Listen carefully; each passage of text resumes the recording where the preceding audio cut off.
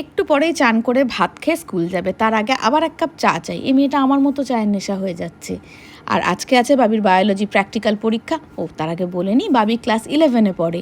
আর এই হচ্ছে আমার দুই চেলা, নন্দী ভৃঙ্গিনা, ভালো নামটাই বলি, বাবান আর টুবান, বাবির জেঠুর দুই ছেলে। সারাদিন এবার পায়ে পায়ে পায়ে পায়ে ঘুরবে। আজকে স্কুল যায়নি যে, সম্পর্কে কাকিমা হই আর ট্রিট করে বন্ধুর মতো, যেন আমি ওদের মতো 9 বছরের।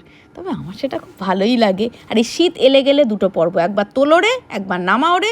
এখন এই তোলো পর্ব চলছে, তারপরে রাঁধো পর্ব। রান্নাঘরে গিয়ে একটু দই মাছ করে ফেললাম, আজকে বাবি খেতে চেয়েছিল।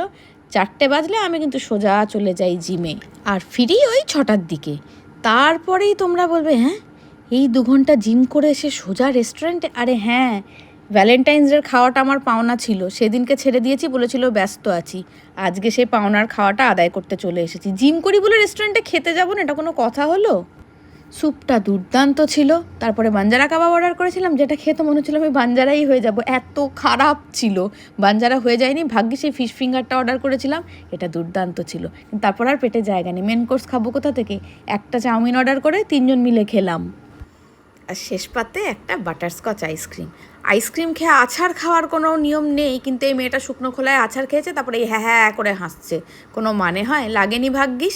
এই ভ্লগটা এখানেই শেষ করলাম, দেখা হচ্ছে নতুন কোনো একটা মিনি ভ্লগে।